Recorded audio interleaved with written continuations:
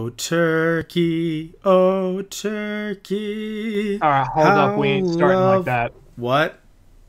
No, no, no, no. Please, How dear God, don't lovely tell me that's our are opening the thy episode. turkey. I don't know. I didn't think these lyrics through.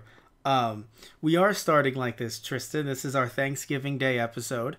Or night, depending on when this comes out. Thank you all for spending your Thanksgiving with us. Hope you all are having some socially distanced time with your family this Thanksgiving.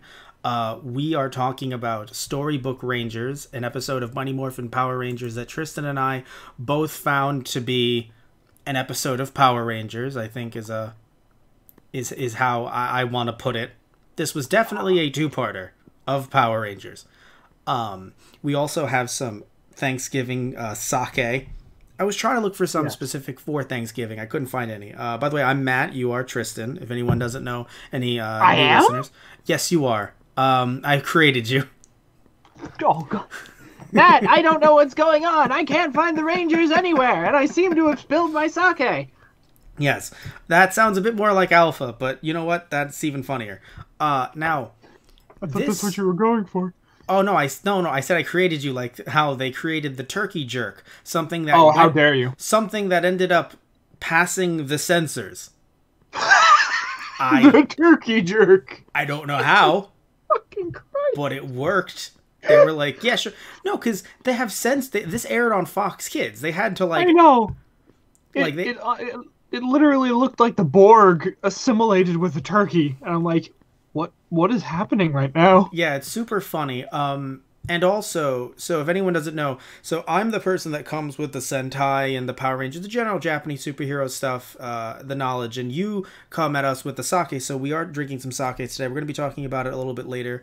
But before we do that, it's so funny because when I say that Tristan doesn't have knowledge of like Japanese superhero stuff, you've only seen a handful of episodes of Power Rangers. You know that it exists, but yes. When you see these, like you saw this episode last time we did Life's a Masquerade. So that was season 1. So this is from season 2. So when you see this, you're like, oh, everything is different now.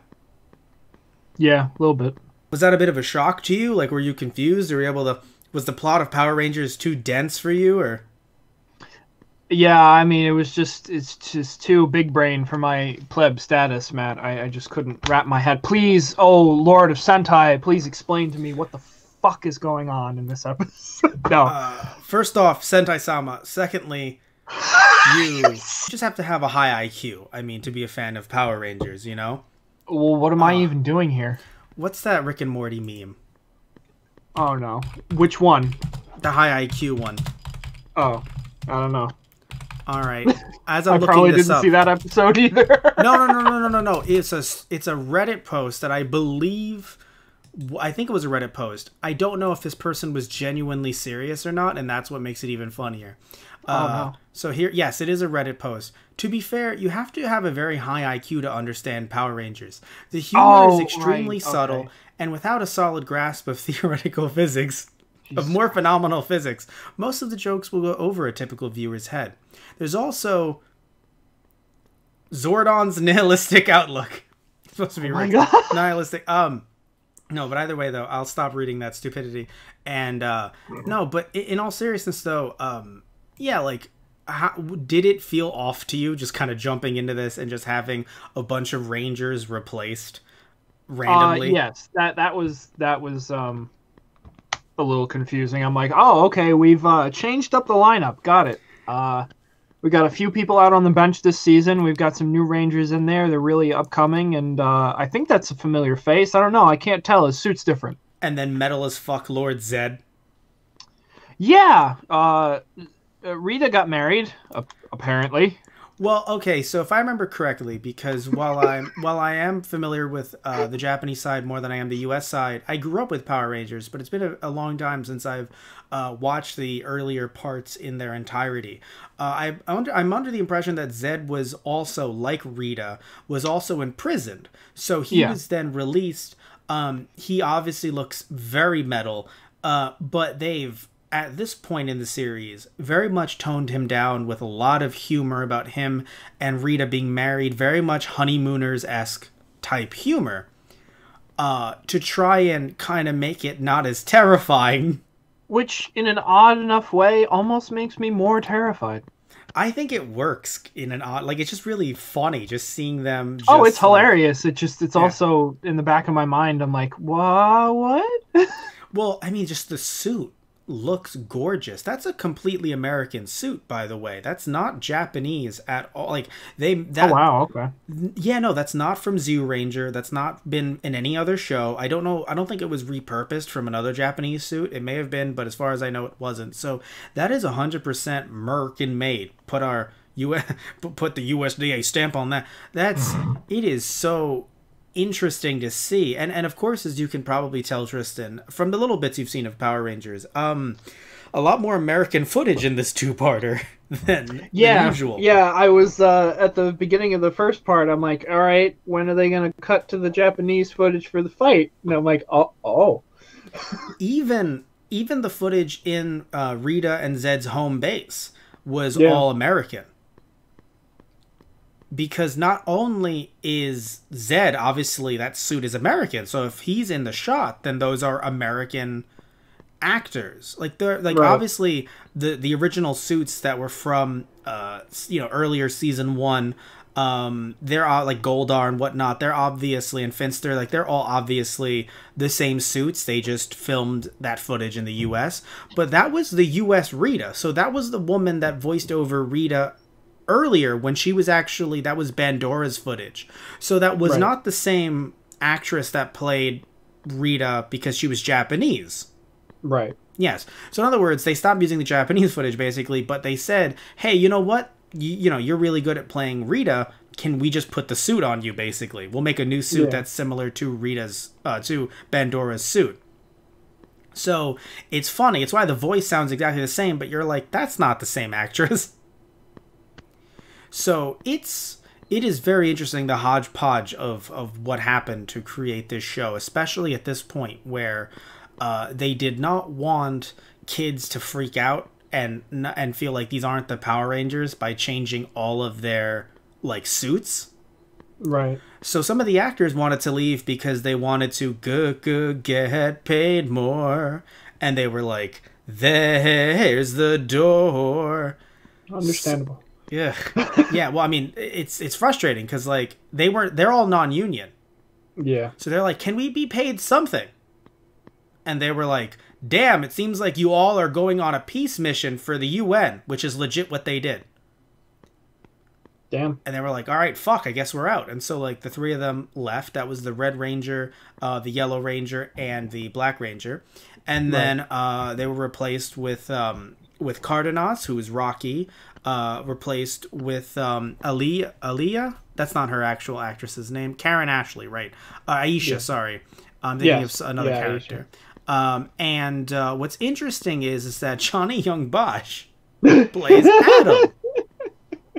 So, yes, this is where he got his start. So anyone who's like, wait, that if you watch this episode, which you totally should before you hear us talking about it, if you're like, that sounds like Ichigo, it does. Because it is. So it's very interesting, just a bunch of different characters that he's voiced over. Like, throw a rock, you'll hit an anime that he's been in. Probably even a video game as well. So, really popular. He's actually both at the same time. He's the new voice of Broly. Yes, he is. Yeah, is it in... What is it, in Fighter Z or something? What is he... Yes, in Fighter Z. It is so interesting that... that he actually got his start in this, and he's also doing a lot of ADR work because he's doing the voice of his own character in the suit. So it's kind of like a way to like get a step in the door for voiceover work. Yeah. So good on him there. David Yost, he played Billy. I am not going to knock him. This is not his fault, okay?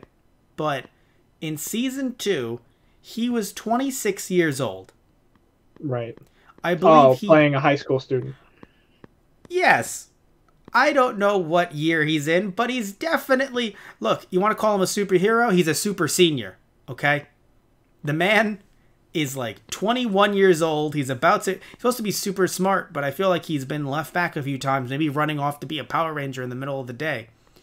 But Yeah, he's 26 in real life, playing a high schooler, and I think he didn't want the fake glasses. So, Right. like at a certain point, I think he was saying that they were starting to hurt his eyes or something. So, Yeah. so they didn't use them anymore. But now he looks even more like brolic, older dude. Like he looks like he could be a teacher there.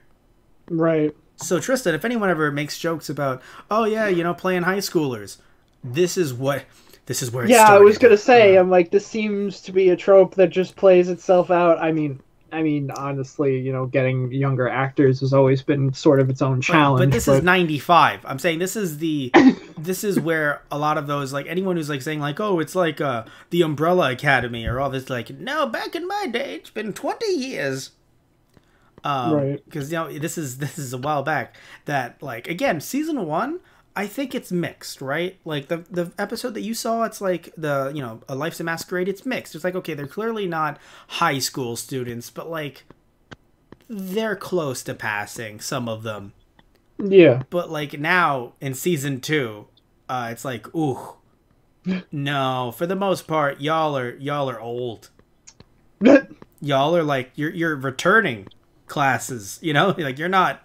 And by the way, what I love too, Matt, they're alumni. What? Exactly. Come on. Right? Clearly. They were there to help out at the book fair for their school that they went to when they were high school students, when they were totally there. Were you as shocked as I was that book fair was not a new drug? That all these high schoolers, like it's because it's like, oh yeah, you want to go to the book fair? Like it sounds like a euphemism for doing a lot of drugs. And they were all just chilling at the book fair. And it's funny because you and I are not the drug type, but like we went to a high school where like you'd see. What the hell book fairs did you go to? Oh, no. Oh, man. I got a little bit of Scholastic in me. Well.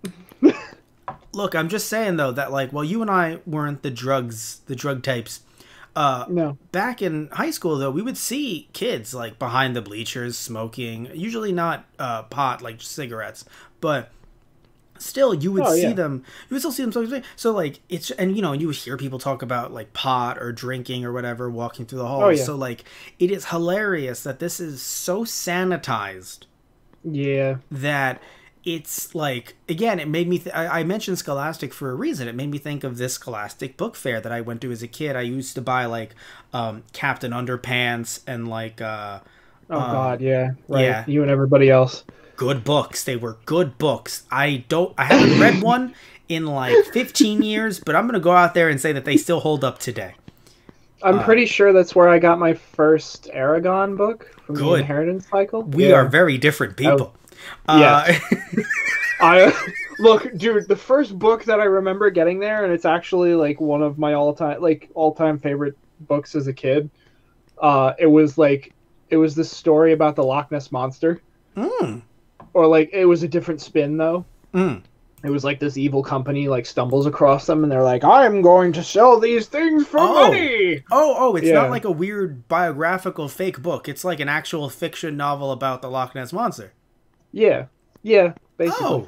And I was like, this was very, very aesthetic and very directed towards me. Yeah, no, I kind of looked around. I'm like, has the Scholastic Book Fair been like dropping? Have they just been following me around just to like, all right, we need to sell a book to this kid. What do we got? Give me the notes. What's he like? They may have. So I never really had a lot of money going to the book fair. Usually my family was like, here's $5. And I'm like, that's going to get me nothing. Yeah, me too. And it usually did not. But I was able to somehow get some Captain Underpants from there. Maybe like one day I was like, please. But what was interesting is I ended up getting, I think it was literally for $5. It was the 101 Super Nintendo Guides and Secrets. So it was like this book. Oh, yeah. I've shown it to you, right? Yes. Yes, in a drunken stupor. I'm like, look at this. This is Machala. You're like, you don't have to sound like Arnold when you show it to me, Matt. So it's really like cool because like it had not just Super Nintendo, it had, I think it was just like Nintendo Secrets, but it had Super Nintendo, Game Boy, N64, and I think maybe even a few NES. And that was when I had a Super Nintendo, but I don't think I even knew the N64 existed.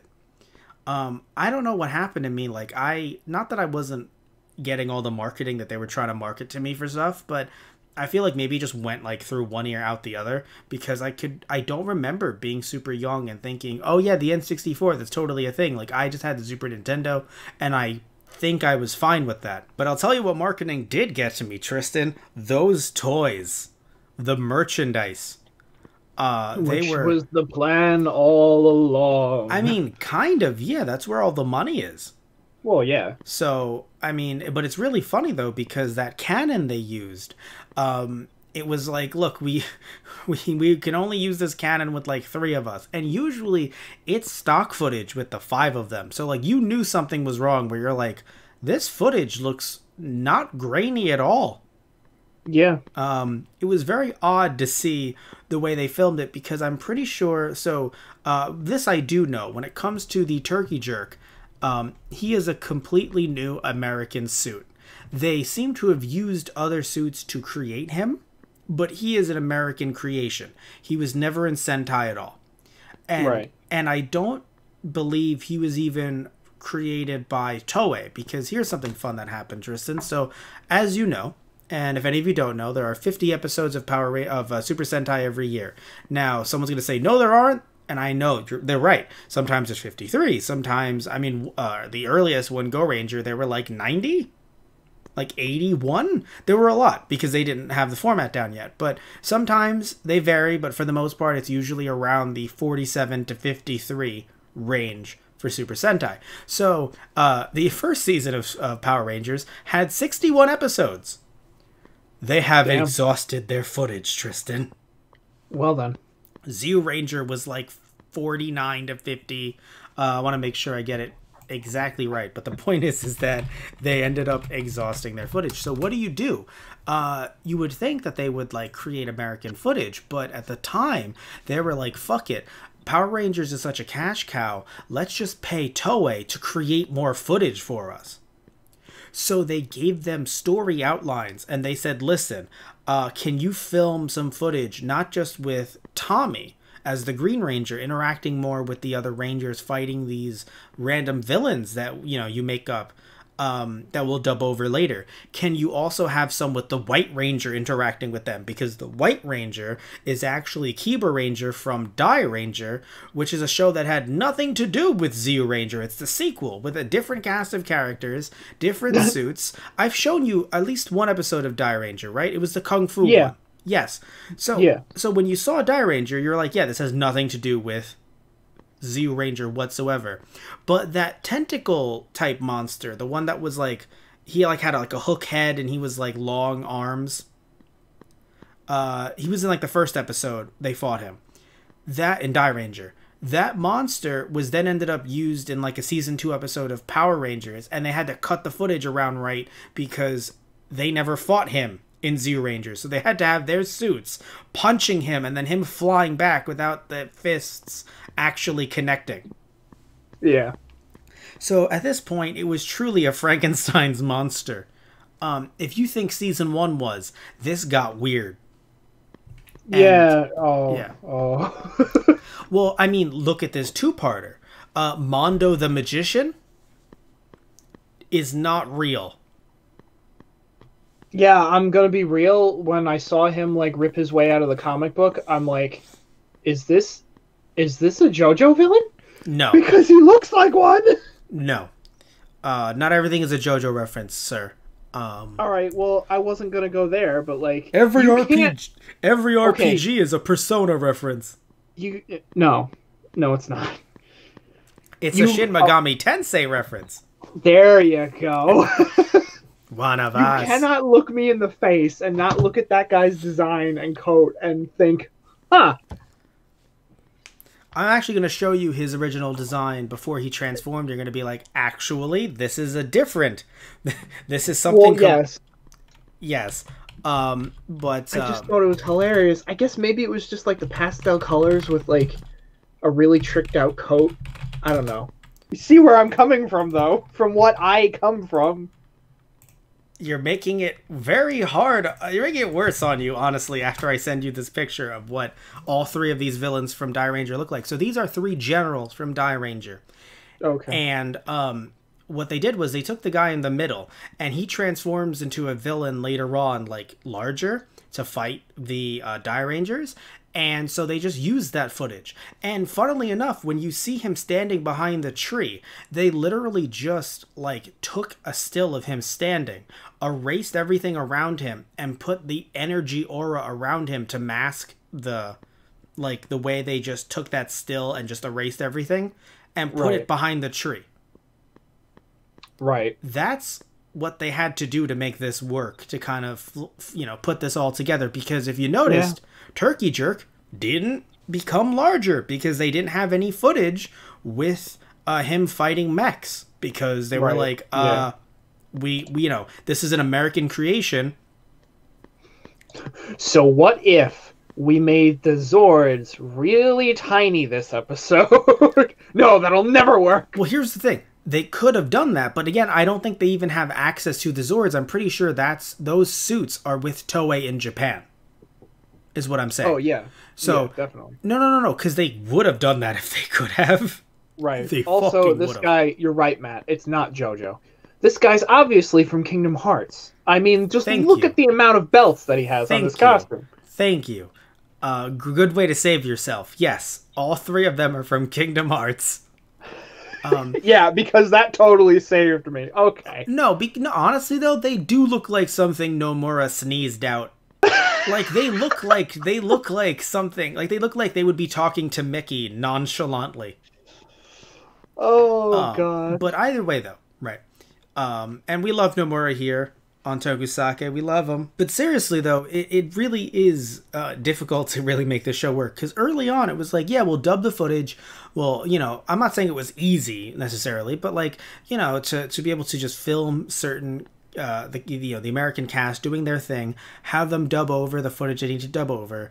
I feel like it's a bit more quaint than this, where it's just like, all right, we have to have American footage and the season 2 Japanese footage that Toei filmed, and somehow work that in with footage from Die Ranger and from other series as well. Like, it was just so, with other seasons coming up that are just Mighty Morphin. It was so odd. It's a thing of beauty that the show even was made at this point. Like, it must have been making them fists full of cash. That they're like, screw it. We have to do whatever we can to make sure, even if the actors want to leave, as long as the suits look, quote unquote, exactly the same, even though you can tell that they're different in the American footage. But yeah, I was gonna say. no, they're different. I mean, the Green Ranger looks different.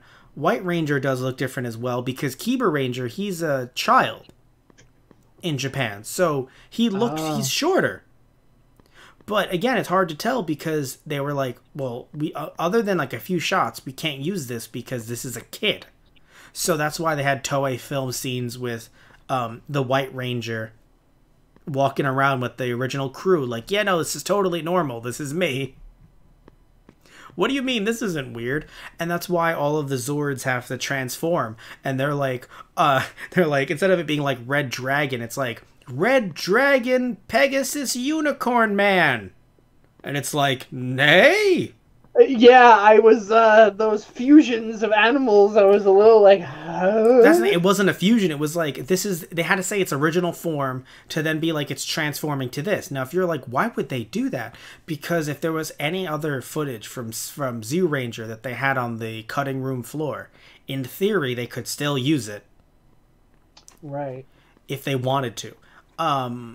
It's just so... It's so cool. Oh, Shadam, right. That was the name of the villain that became Mondo the Magician. By the way, he's the voice of Gigi from Digimon. Huh. Mondo the Magician. I think he was also Pete. Like Pete from, like, Disney. Oh, yeah, right. Yes. Also in Kingdom Hearts alumni. But no, yeah, he's Gigi, because he's in a lot of like random like you'll hear him in like random stuff on Fox, like Digimon or a show like this. I'm sure it was something where it was like, hey man, you were doing another monster, could you just like walk in? Yeah. Let's see, Mike Reynolds, that's the voice actor. I want to confirm it on the air as we're talking about. But yeah, so Tristan, I've been talking a lot. Did you actually like this episode? It's funny. I think the biggest thing that stood out to me now, like obviously this was supposed to be kind of like a holiday special episode kind of deal. Oh, thank you for reminding me. Tristan's the MVP here. This was a clear holiday episode. Thanksgiving, turkey, spending time with your family and loved ones. You fly in for the holidays and you spend it together. This aired on May 1st. This aired on May 1st and May 2nd. But it clearly was not made, I would imagine, for May to 1st. Air in May, but it aired in May, and people do consider this a Thanksgiving Day episode, because let's be real, why would it not be? I honestly wish you had just lied to me and said, yeah, it totally did. And also, Cheryl Saban, wife of Haim Saban, I forgot how to pronounce his first name, so apologies there, but Saban, who licensed the show originally, she ended up usually writes the holiday type episodes that don't have a lot of Japanese footage. She also wrote Life's a Masquerade. Right. So usually that's, what she works on. Not always, but usually. So, I would argue. So, in that case, Life's a Masquerade, she was the only credit. In this one, she was actually, she split credit with Douglas Sloan, who, if I remember correctly, is a regular writer for the series. Not just this series, but also Beetleborgs and VR Troopers. Anyway, apologies, Tristan. Please talk about this very timely holiday episode. Well, now I don't know where to go with this now, but, I will admit that this one felt like, now, don't get me wrong, like, there's a certain level of camp that I come in expecting in a series like this. Like, superhero show for children, I got it. I get you. I'm there. All for it.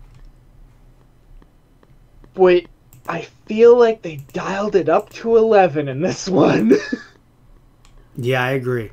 Like, the puns, the puns, oh, so many. Like, there would be a few puns here and there, like in the fight. There would be one or two, okay.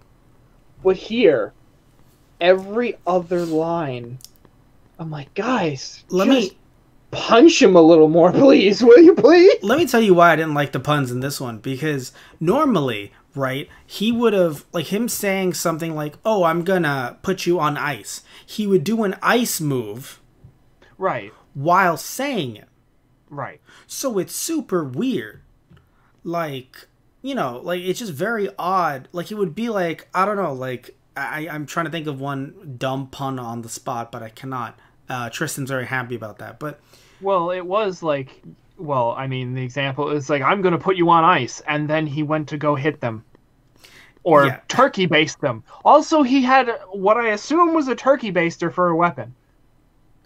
I mean, it shot lasers, but like... I mean, he was a jerk.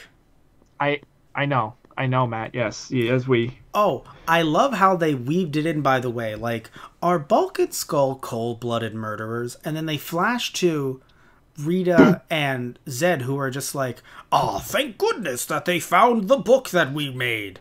Of course they did! And it's just really hilarious. Where, like, Bulk and Skull are totally off the hook for nearly murdering the Power Rangers. There you go. I mean, even Bulk was like, oh, like when they're trapped up in the tree. I love how also their creation is like chasing after them, but not to kill them. He's like, I just want to hang out with you guys. Didn't you want to destroy the Power Rangers? No, we wanted to unmask them. You mean destroy them by ripping off their heads, thus demasking them? No! That's what I love about him the most, quite frankly. That writing, I think, is the cutest little thing where, like, they're so incompetent, they made a monster who's like, Papa, Mama! Yeah, right. And then they're like, terrified of it. It's like, of course you're terrified of your own creation because you're afraid to look in the mirror. First of all, I like the two of them, and they are the heart of the show. Well then... You don't like Bulk and Skull compared to the rest of them? It's not that I don't like them, per se. I definitely understand their place First, and the device that they move forward. we're The plot device that talk. they're... We're gonna pause Okay. this podcast. Oh, All of alright, you can Matt's listen gonna in. give me a firm talking to with the First back of of his all- hand. First of all 5 of those Power Rangers are supposed to be teenagers with attitude, and their version of attitude is picking up a goddamn book. And here you have Bulk and Skull who want to go out of their way to create a goddamn monstrosity to unmask the Power Rangers. They are arguably more effective than Rita and Zed. Well, true, but then when they do, they're terrified of it. Well, yeah, because they're Bulk and Skull. But, like, I'm just saying that, like, in general, though, they are... I do think that they are hilarious as a, like... If you look at it from the perspective of, like, the Three Stooges, like, enjoy their physical comedy. Now... Yeah, no, definitely. Again, I think that they are needed in a show that has 5 characters who, like, are just kind of like, wow, hey, how are you doing? Oh, hey, man, you don't have to be aggressive like that. Like, that's how those 5 are. Yeah. And then Bulk and Skull are just like, wow, look at these doofuses. Ah! And it's like, you are the doofuses. And that's what's so beautiful about them. They are, but the thing is, like, other than creating this monster, they're not about, like, you know, destroying the world or anything. Even in creating this monster, they're like, he will unmask the Power Rangers. That was their goal. Yeah, he will unmask the Power Rangers, and then we'll finally know who they are. And? I don't know. I didn't think I'd get this far. For those of you listening to the podcast, which are everyone, all of you are listening. This is not a video podcast. We are re-recording some of the footage. The second half of the podcast. We ran out of footage, and we had to make some American stuff. So don't worry, everyone. It's gonna. We don't have the original suits either. We don't have the original suits. We don't have the budget. It's gonna be really bad. But we're gonna see what we can do. How we can recompile the second half of this episode. So what I remember saying, Tristan, was I wanted to turn this at least partially into a Bulk and Skull appreciation just podcast for at least 10 minutes or so, maybe 20, maybe about 5 hours. Because the thing is, like I said before, right? These two aren't looking for world domination. They're just slapstick, very kind of Three Stooges-esque comedy. Right. And I'm not saying they need to dominate the entire series. I'm not saying we make them Rangers, but I think they have their place. Oh yeah, no, definitely. I agree with that. But well, I remember saying that I loved them, and you thought it was you thought it was shtick. You thought I was having a gas. Thought it was funny. I mean, Why I cannot confirm nor deny. What's going on in that head of yours, Tristan? I don't know. I didn't think I'd get this far. Now listen here, you. Bulk and Skull are the heart of this show. Without the two of them, it's 5 kids running around going, I guess we're just going to scream names of mammals. And well, bird, lizard hybrids. Yeah, I was going to say, are they all mammals? No, Dinosauria. There we go. Okay. Well, it's even funnier. We didn't talk about this last time. Does it? Or maybe we did, and we do these monthly. Does it bug you that not all of them are dinosaurs? A little bit, yeah. Not the I'm not gonna combo lie. names. Not the combo names from this two-parter. I'm talking about even jumping back to Life's a Masquerade, and you're like, oh yeah, they're all based on dinosaurs, and then they bring up like Mastodon, saber-toothed tiger, and you're like, what the fuck? Yeah, no, I'm not gonna lie. As a kid, I had a huge problem with that. And then obviously, I mellowed out. I'm like, no, that's cool too. Like, mammals are legit. Well, no, but it's just funny that again they were trying to play it up as a dinosaur season. Yeah, that's what got me. Yes. No, like I can't go hard on mammals because, well, obviously I've gotten more of an appreciation as I've grown up for all ancient life. But I have a friend who's really that I've been on digs with that he's really, really into mammals. And if I shit talk mammals right here, I know he would come find me. I love it. He's just like, I want to listen to the TokuSake podcast. And oh no, he brought up his mammal talk again. Damn it, can I get away from the mammals for a second? I wanted to hear a nice podcast about Power Rangers and sake. No. No, but you do feel differently about Bulk and Skull than I do, because like I look at them and I'm like, I feel like we've specifically me, but maybe you too. I feel like it's like, yeah, like we've become them, like, and that's a good thing. Oh no! Oh no! Oh God, did he not know? Did not know. This is a bad way to tell him. You best start believing in Bulk and Skull, because you've become them. Oh God.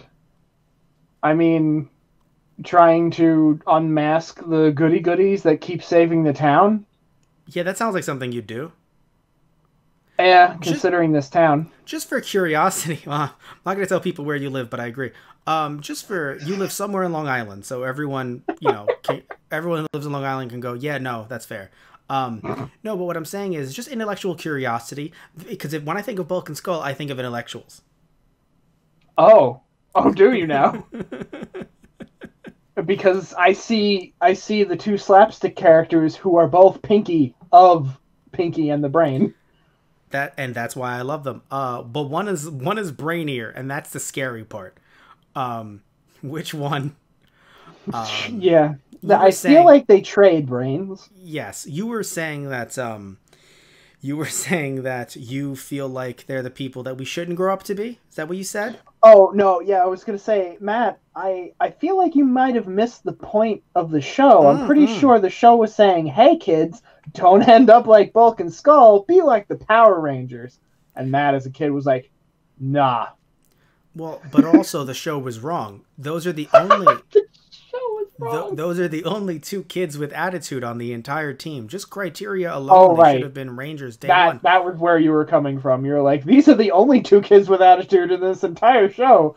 The others are like, gee willikers, man, we should meet up at the rec center at the end of today's class after we do our homework, of course.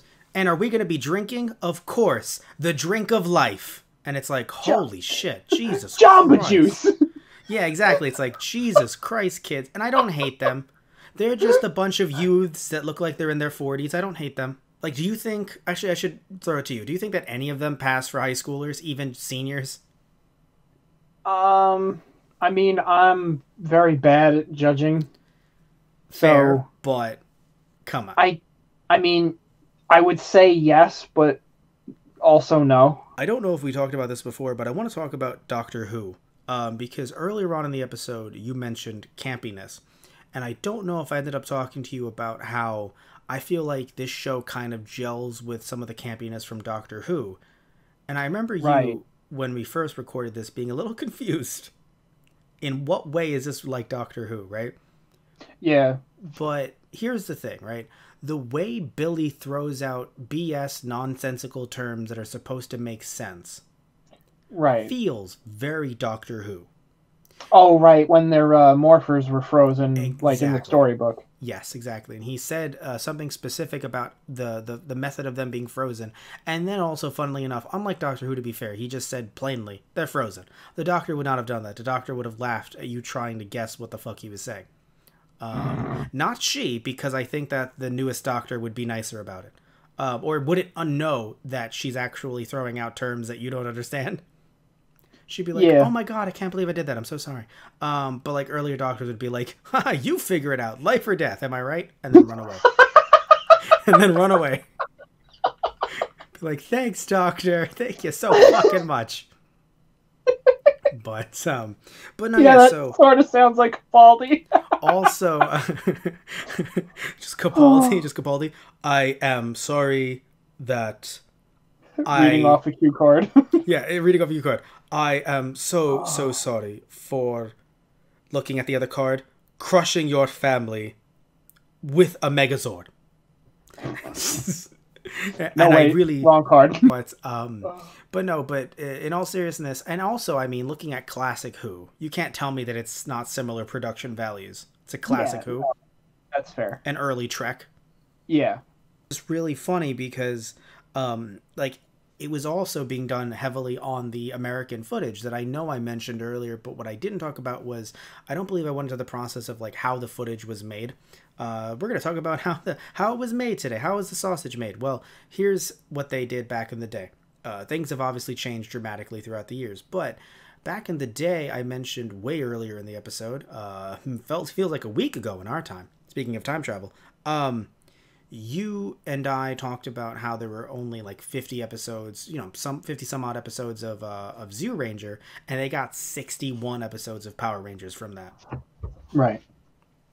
And basically what they ended up doing over time with season 2 is they ended up going to Toei and being like, hey, can y'all film some more footage?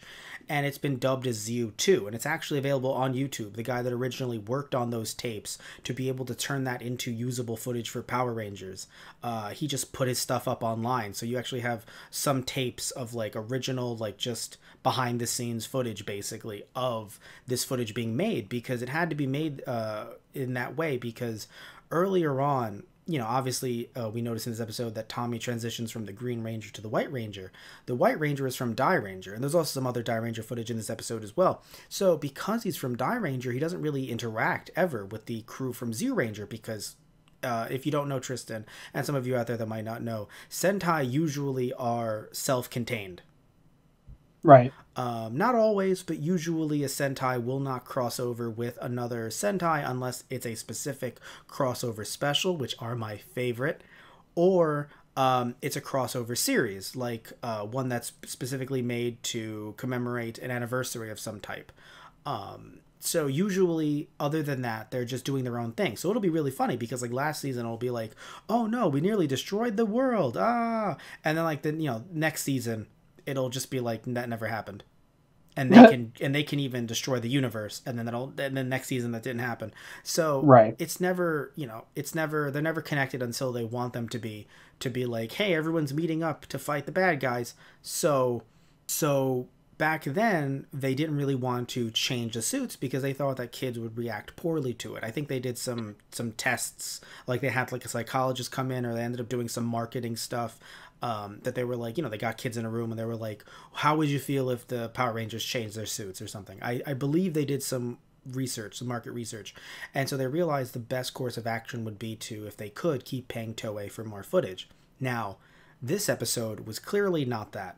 This was clearly not that. No, I mean, maybe I'm the one that's wrong here, but from what I've seen, I'm pretty sure, especially because I've heard that the turkey jerk that's still the name of the monster. It has not changed in between our two takes. But when it comes to turkey jerk, that's an American monster.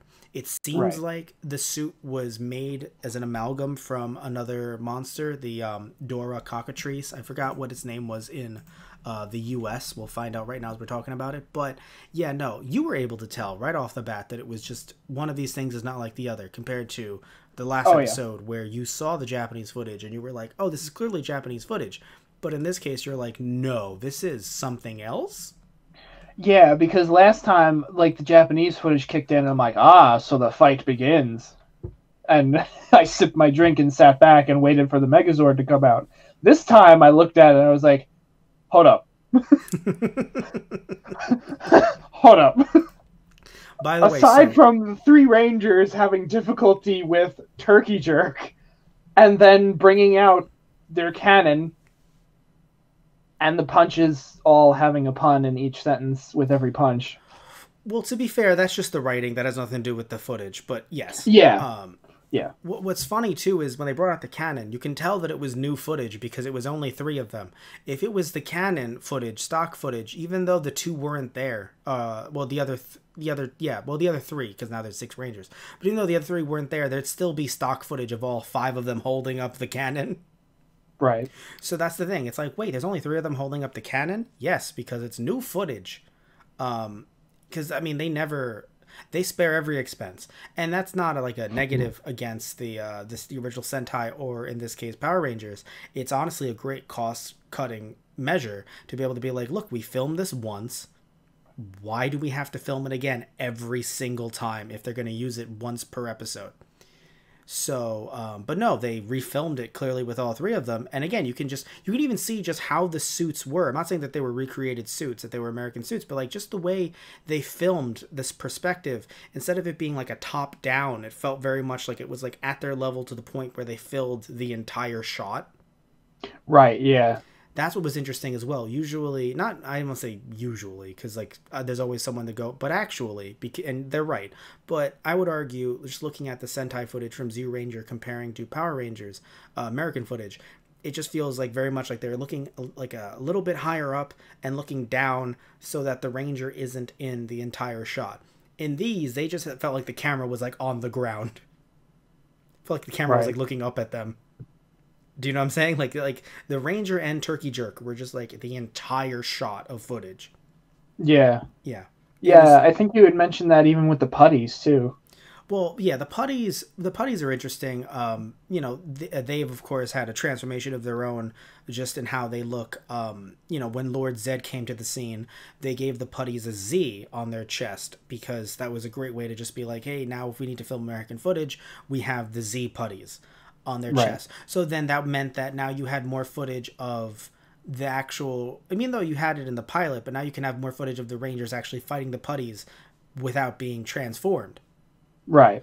And also it was funny. The Z was a place where they could be like, wait, we just have to punch them in the Z. And I'm like, wow, that's a really bad design flaw. Like, I feel like Zed was like, like Zed was on the phone and Darth was like, you just make one concentrated place. Really? Is that what you do? Just one spot where if they hit it, the whole thing explodes. That's a really good idea, Darth. No problem. Like, they were just on the phone with each other. Just, oh, who is that? It's my old friend, Darth. Oh, how is his wife? Don't ask. Don't ask. Don't ask. But, yeah, so seriously, though, it's very interesting how, you know, they redesigned it over the years. Because, again, this is, like, I said this much earlier in the episode, I believe. This is 3 years in now. Right. Well, no, 2 years in now. But still, you know, they've made plenty of episodes and they've had plenty of, you know, of interesting combinations. And we'll talk about one of them a little bit later. But what I want to talk about is Grumble right now.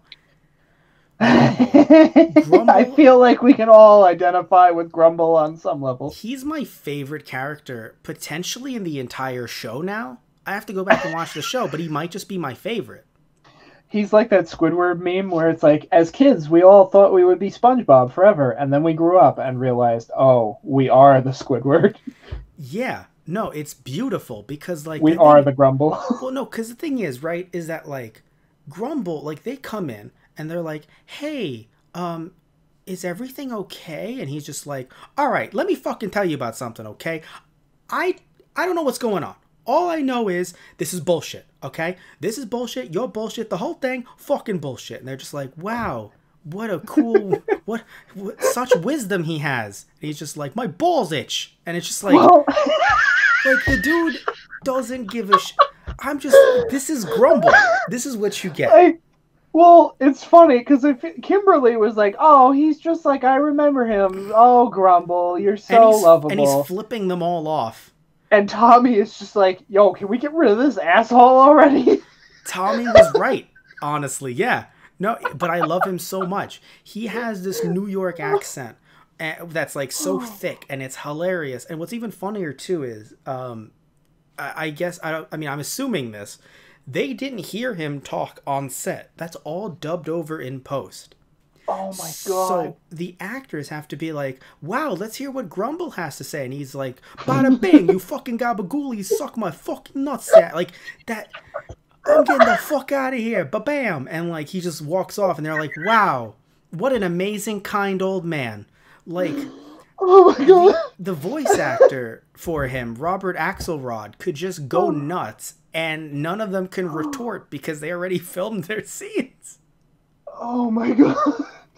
So, like, yes, Tommy had the air of what an asshole, but he did not truly know what an asshole he was until he watched the episode. He's just like, wow, they laid it on pretty thick. I mean, seriously, he's walking around, he's just like, look, I want to get these kids presents, but honestly, if they die, all right, it happens. Shit happens, okay? All right. Mondo, kind of a dick. But you know what? I'll talk to him. I'll see what happens. Mondo's like, I am kind of a dick. Yeah, see, I told you, kind of a dick. Should I change you back or not? No. All right, fuck you. Fuck you. Explodes. Oh. Then they walk away from each other. It's like, wow, that guy was a big meanie. It's like, yeah, I'll tell him where he can fucking go. Matt, I think you should call up Saban and tell him that Grumble needs to make a reappearance and that you know a guy who can play him. The sake is taking me. That's what's happening. It's taking me. Wanna sake, take me higher. I think you would have Axelrod's blessing for that. It's like you can take the role. You can take the role, kid. Jesus H. Christ. Okay, so I don't think I can get that. Well, no, I know, but if we could ask him.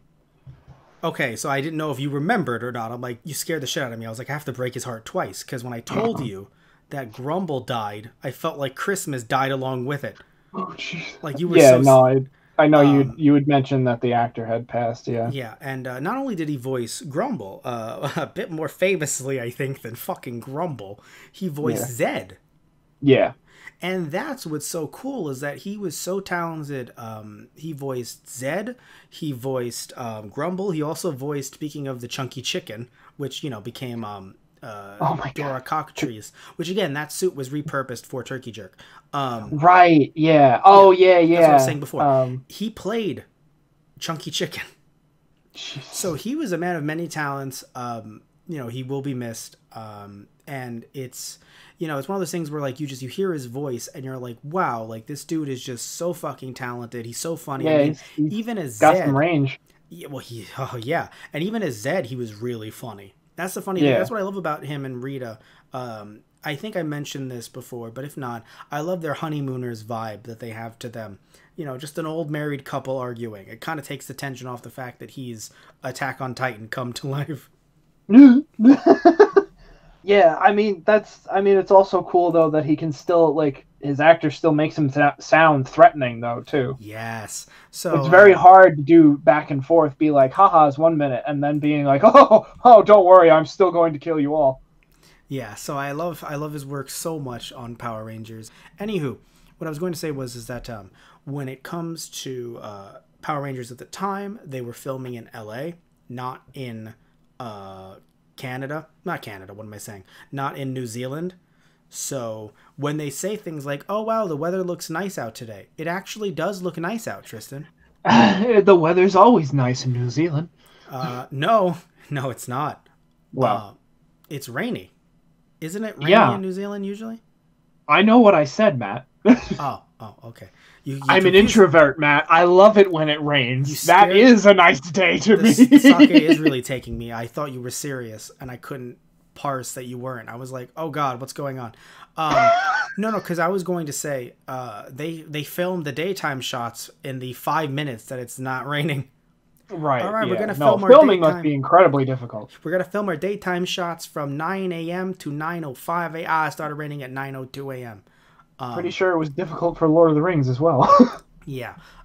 So it's one of those things where I think now they film in a spot in New Zealand that like looks, brighter. But I remember back in the day when they did earlier like transitions, it was just all dark. It felt like it was always dark and brooding, and I was laughing my ass off. And the reason why is because they would still say we're in California. Undisclosed location in California, but for years they were like, yeah, no, we're still in California, or we're in X part of the U.S. And I'm just like, no, you're not. First of all, it's like how Phoenix Wright would always do in their games. Oh no, or it's even funnier for the English translation. I know, yeah, no, for the localization, I think normally I'm cool with that type of localization, in type of translation, but I think they went a little bit too far in certain things, not in the names or the jokes, but like the locations. I was like, but. Here's what's funny though, Tristan, is that imagine you're watching a show, right? And you hear everyone being like, oh yes, I am from the US, as are my cohorts, my compatriots. We are all part of the Power Rangers. Isn't that right? Green or yellow or black or red or whatever. And the person goes, of course, mate, I'm a Power Ranger from the US. Like trying so hard to hide it, but it's just coming out and you're just like, right. Oh man, you're trying really hard. It's just like, what do you mean trying? I'm from the United States of America, yeah? And I'm like, oh fuck. I'm so and I feel bad. I want to laugh because like this is maybe their first gig. I couldn't hide my accent to do another accent. Even there, I'm sure there are some people from New Zealand that are like, fuck you, that was Australian. There are Australians that are like, fuck you, that was New Zealand. And there are people that are British and are like, why are people not talking about me? Do we have to invade something again? What's going on? So, or all three of you look at you like, huh, what a prick. Pretty much. So, American? What a prick, yeah? What a prick, exactly. Right? Yeah, right? Right, yeah? Oh, God. So anyway, glad to see we all agree on something. And that's how I saved the world. That's how Matt brought the world back together. They should make you an honorary ranger for that alone, Matt. I mean, hey, the Rangers got to go to the UN eventually. Remember when they couldn't pay them? When they were like, I told you earlier in the episode when. Oh, right. Yes. The actors. The actors were like, hey, we want more pay. And they were just like, well, we want to show you the door.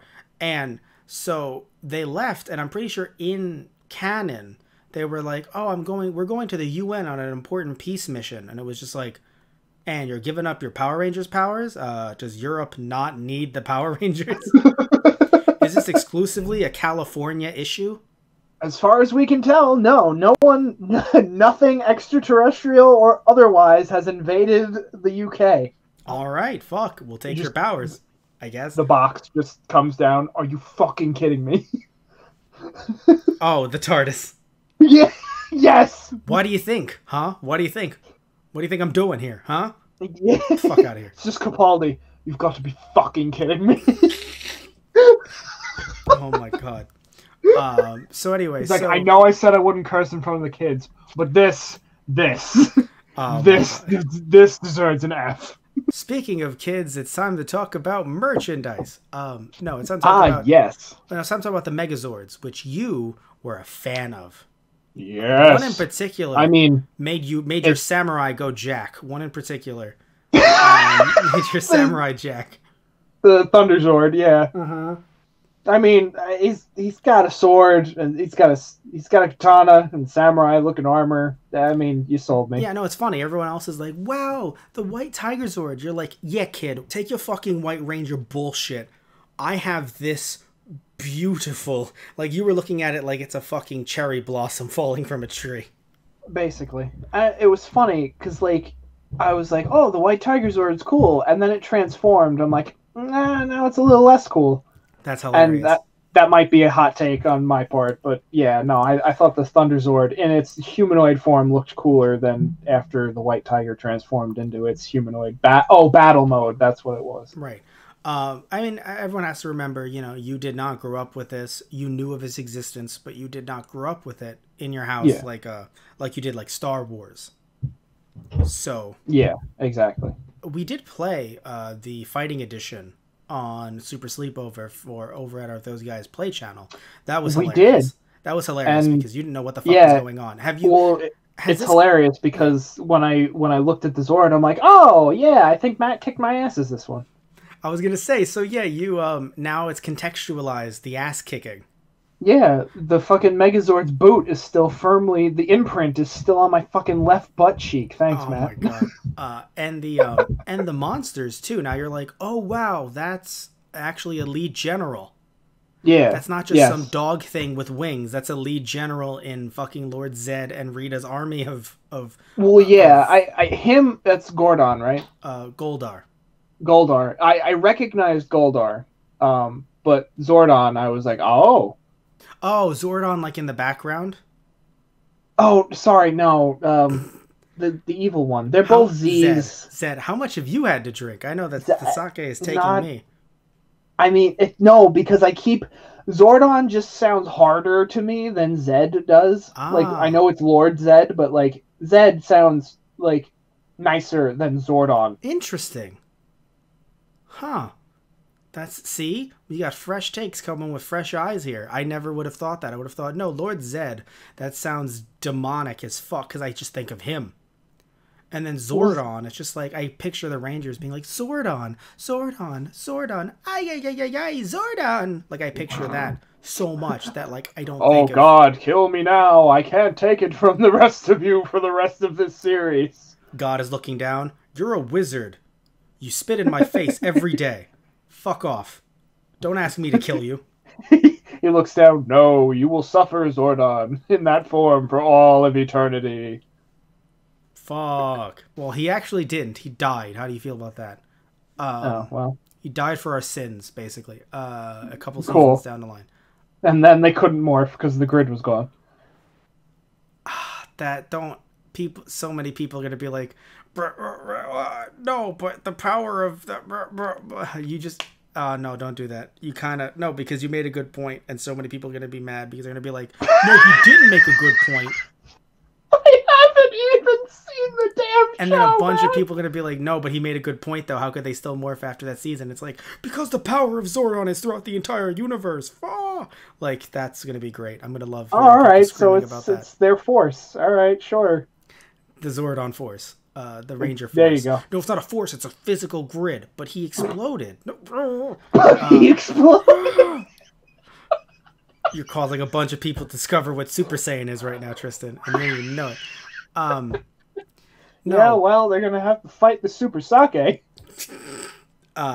Which we'll get to in a second. We'll talk about Sake in a second.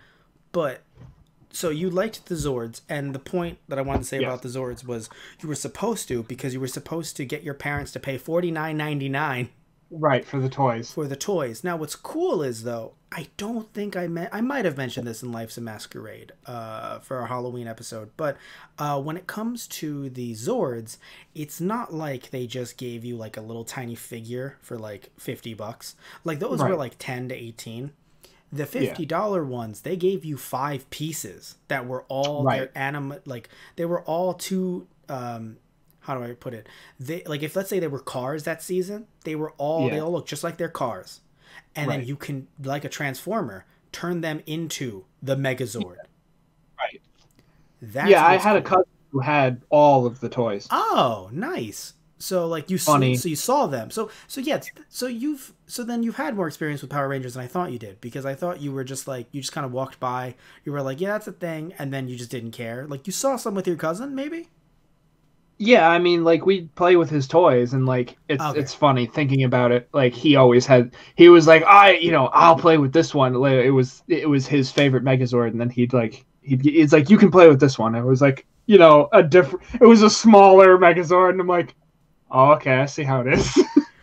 That's funny, because I want to show you the designs and be like, was it actually like a just smaller scale? Like, because they might have like that's possible too, yeah. No, because like they might have just bought him a cheaper, smaller one, or possibly it could just be an accessory Zord. What was really cool is that obviously the Zords aren't built to scale, but like as a small child and as a short person now, they seem really big though. Like when you I was gonna say that Zord probably came up to at least like waist height on you, right? Now, yeah. So like, so I'm surprised you readily admit that one. When I was a kid, the Zord was taking me around town to do errands. The Zord was carrying you around by the hand. No. I could walk. It was just holding my hand. Okay. But seriously though, when the Zords are really tall though. Like, to be fair, you're getting your $50 worth. Yeah. Like when your parents, not when you most likely, but when your parents bought them.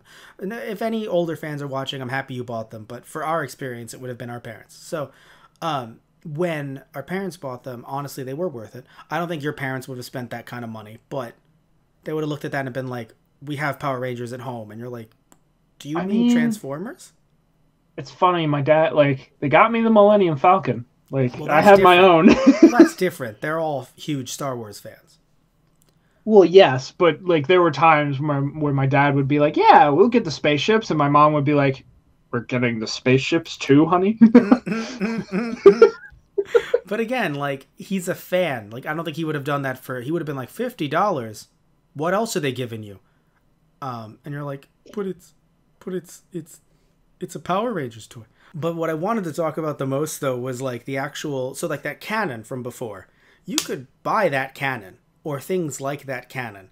And what's hilarious is that because you probably saw your cousin playing with them, you could bludgeon a kid. I'm pretty sure they didn't let you bring that shit on the playground, depending on what school you went to. It wasn't oh, yeah, it's just a little plastic toy. It's no, you could combine them and do some damage. Right. Do you know what I'm saying? Yeah, they if you moved if it was a quote-unquote sword or a saber, yes, if you moved it around, it was clearly fake plastic, but you could thwap a kid. Oh, yeah, no, I'm pretty sure I got some of those hucked at me. That's what I'm saying. Like, the part that you hold is harder plastic. Yeah, like, no, that should hurt. That's what I'm saying. And, like, imagine 5 of them combined. It's like, fuck, Jesus Christ. Like, you can see why the monsters were just like, Jesus Christ. Like, the Rangers didn't even have to use them as swords. They could have just thrown them at them as projectiles. And again, those were not super duper expensive either, I believe. I think those were actually cheaper than the Zords. It's just really funny, like, as a kid, they were just like, yeah, no, just make the toys together or just beat up your cousins with it. Whatever. Have a good time. Right. You know, lose an eye, lose an arm. We'll see what happens. And it's funny, too. I don't know about you, but for me, my family was like, you cannot cross the street by yourself. But here is this toy, and it shoots up into the air and spins. You're going to lose an eye. But you cannot cross the street by yourself.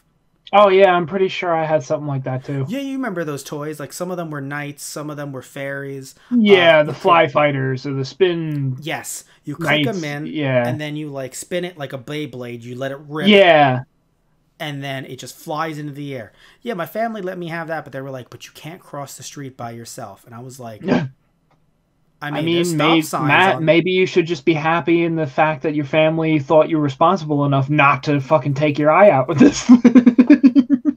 I guess, maybe. I just think that the priorities maybe they mixed. just gave you a little more credit than you're looking to give yourself, Matt. Did you ever think of it that way? No, because there's stop signs for cars. There's no stop sign for this fucking thing falling. I can remember the feeling of hearing... as it hit me in the face. Oh, yeah, so can I. Just, oh, Jesus. Yeah, no. Oh, my nose. Ooh. Yeah, no. And then I was like, all right, let me do it again. Yeah, I think I had that happen to me like 3 times, and then I stopped playing with them. You were much smarter than I was. So I've said this sake is taking me throughout the entire episode. Let's actually take the time to talk about it because, you know, TokuSake is the name of the game here. So I brought to the table something that is called, it's going to be great to try to pronounce, and it's nothing against the sake, it's just I pronounce these awfully. Kinushido Junmai Nigori Sake. Oh, shit. Wow. All right. That was, no, because when I said it last time, I was so bad with it. So Kiku Masamune yeah, there we go. Kinushido Junmai Nigori. And it says on the back here, Kinushido is Nigori, parentheses, unfiltered, close parentheses, sake, which has a rich taste and a smoothness in the throat, as a silk. All right, then. This sake goes well with a wide variety of foods. And also, I ended up looking online. So it says, by the way, on the back here, 10% by volume. That's the alcohol content. And it says that this was brewed and bottled in Mikage, Kobe, Japan.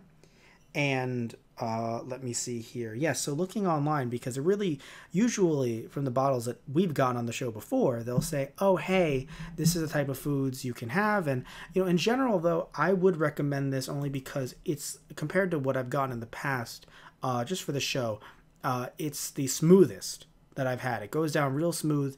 My mom, who's not a sake drinker, usually likes stuff that's a bit more fruity and flavorful. This is not flavored, but it still went down so smooth. She was like, give me another. And then I poured her another. She was like, wow, it's amazing. Can you pour me another? And I was like, sure. And then after that, like maybe 20 minutes later, she was like, I feel nice. I was like, oh no, no more from Mom. So, and she doesn't really drink a lot, but when she does, again, it's usually like either fruity stuff or like Bacardi and Coke. But like even for her, someone who's not a sake drinker, she was very much into this. And it says here online, interestingly enough, that it's also something you can have as like a dessert. And I was like, really? You could also, by the way, the specific food pairings are yakitori, yakiniku, and other grilled foods. And it says here online a bit of a different description. Kinushido is a Junmai grade Nigori sake with a clean and refreshing aftertaste and a full but elegant character. And that's the problem. It does go down way too smooth in a way, and it's sweet in a way that you really do feel like, I'm going to be fine. Right. A couple drinks later, you're like, I'm And then another drink later, you're like, fuck.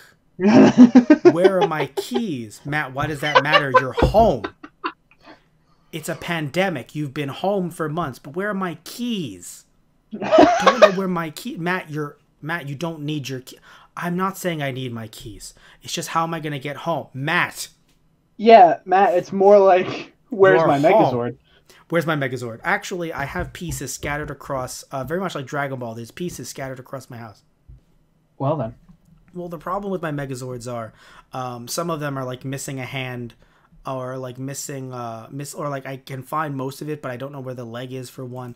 Like that's the problem. Is that like, yeah, the issue is that like they gave children 5 pieces of a Megazord, and we're like, just let's see what happens. Let's see what fucking happens.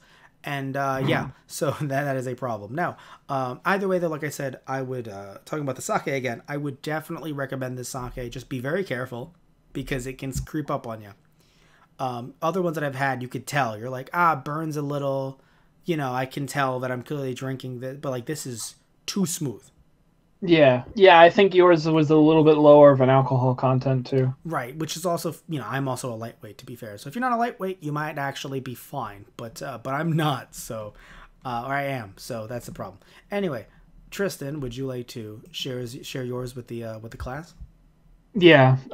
So mine was actually kind of funny. I had some for my birthday, and Matt was like, "Oh, perfect, you can use that." And I'm like, I think it's also sake. And it's plum wine.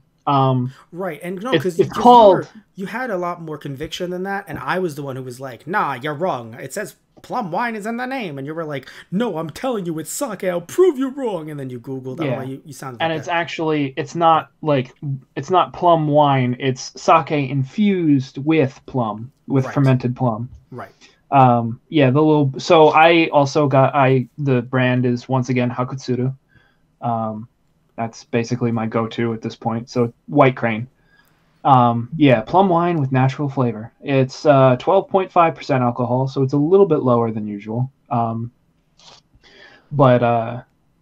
yeah, it's got a little blurb. But from ancient times in Japan, people have appreciated the Japanese plum ume for its delightful taste and for its fresh aroma. This wine is made from selected ume using highly developed fermentation skills and techniques. So yeah, then again, once again, it's the plums fermented within sake. So do you think that checks out? Do you think that it's actually, especially compared to some stuff that you've tried on the show before, do you think that it's worth it? Oh, definitely. Like I love this stuff. That's why I got a bottle for my birthday. But yeah. So this is not your first time drinking some plum wine. Yeah, no, definitely. Serve chilled on the rocks or with soda to enjoy its unique and elegant taste. So how did you take advantage of any of that? I did not. I drank it not straight from the bottle. I poured it in a glass first, but yeah, right. But again, it is, you know, it's one of those things where it's like, unless they're telling you this is unsafe to drink otherwise, it's all recommendations. Yeah. I do plan that. I want to try it chilled. And it's funny that they you can have it with soda, like a wine spritzer, which is kind of hilarious to me, because it's not actually a wine. But that is interesting. And also, so I should mention, I got mine for $13. Right. It was around 12, 13. Again, worth it for the price. It's not the biggest bottle out there, but again, if you're drinking either alone, you know, if you don't have family who likes to drink with you, then I think it's definitely worth it. You know, maybe if it's spread between 3 people, might not seem worth it. Might need to get 2, but if it's between you and someone else or just you, I think it's worth it. Tristan, how much did yours cost? Yeah, mine was around a little bit under, a little over 20. It is a bit of a smaller bottle, but I'd say it's definitely worth it. So if you're having it with multiple people, yeah, you might want to get more or smaller glasses.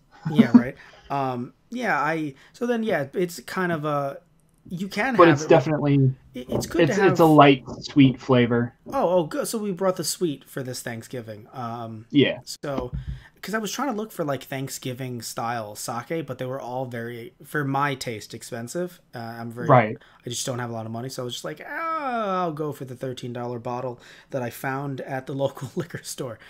There you go. No, yeah, I and I saw it and I was like, wow, you know what? Like I tasted it and I was like, damn, this is good. and I was too good last time we've recorded. Now I'm good, but I was too good. So, but either way, I think this is where we wrap this up. But before we do, just overall, on the whole, is this your favorite episode of Power Rangers? Definitely not. No. Is it in your top 5? He hasn't seen 5 episodes. Actually, no, you have. Sorry, you have. Yes, I have. It's not in your top 5. No. Okay. So, granted, my 5 are like the first 5 episodes of the first season. Well, no, you didn't see Green with Evil at all, even one of them? Maybe. I feel like you saw one of the 5 parts of Green with Evil. Possibly. Yes. And I've technically seen like 1 or 2 episodes of various seasons with you, so technically. Fair. Well, no, you've... Oh, right, yes. We saw we saw Time Force, which I think we mentioned earlier in the episode. Sorry, everyone, if we're retracking or rehashing some stuff, but you were like, wow, they stepped up their game. Yeah, with Time Force, because they went a little harder. Well, yeah, because we were at your place. It was either late at night or early in the morning, and I was like, let's put on some Power Rangers, and you were like, you kind of chuckled. You were like, yeah, sure, whatever. And then like you're seeing them act, and you're seeing story and plot, and you're seeing it continue from episode to episode, and you're like, huh.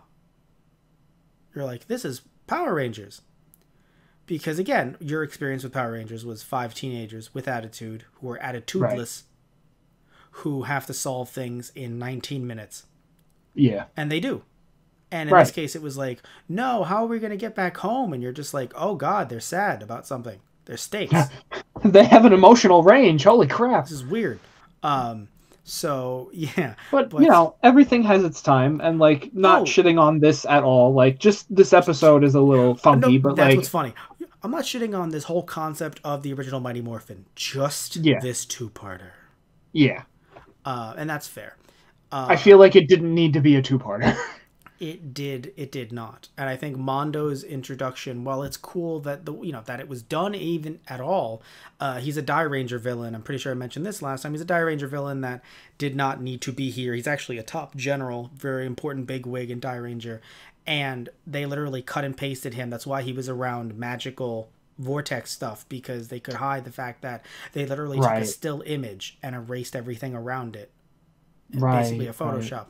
That's why it looked like somebody had a temper tantrum with a blue screen. Yes. And yes, it did.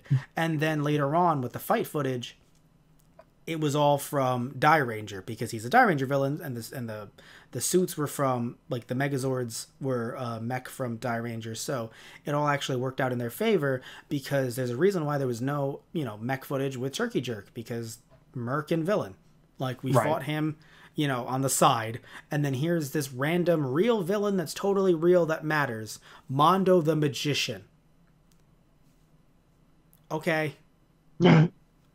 So, yeah, I mean, again, they did what they could with what they had. It just wasn't something that really gelled with us, I think, because they couldn't fight Morphed. Maybe if they fought that Yeti, the Yeti, that the abominable snow person man thing, if they fought, that was like fighting them when they're when their morphers were frozen. If their morphers weren't frozen, maybe that would have been fun. Right. But it got to the point where it was like, wow, it was like pretty much no fights in part 1 of a part 2 episode, of a 2-part episode. Ooh. So, anywho, I would not recommend this. Maybe if you have some sake, but otherwise I would not recommend this. Maybe if you're with some friends and you want to have a chuckle. This is not one of my favorites either. But I mean, I do have to say, though, Grumble. Oh, yeah. Grumble makes it worth it. He really does. God, I would love to see Grumble come back. Hey, who's a yous? You look like those schmooks that we... It's like, do you mean like schmucks or mooks? The same thing. Schmooks? Whatever it takes to get you out of my face, hey! And then you literally just closes the storybook. Wow. Grumble, or the app, the Storybook app. The Storybook app. Yeah, so either way, this was a fun episode, a little bit longer in the re-edit or in the re-recording. But you know what? It was fun, and I think we had a lot of fun, and hope you all did as well.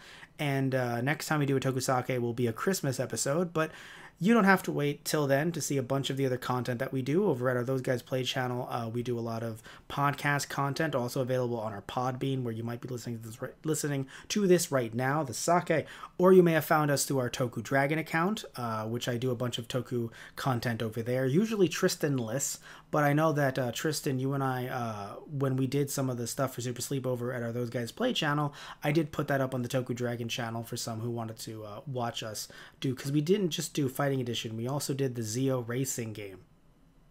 Right. Battle racing. How dare you remind me of that? Sorry, I'm very sorry to remind you of that. So either way, though, you can find us through our social media accounts, and all that stuff will be linked in the description box down below. Thank you all so much. Love you all, and hopefully you tune in next time. So, see ya. Good night, everyone.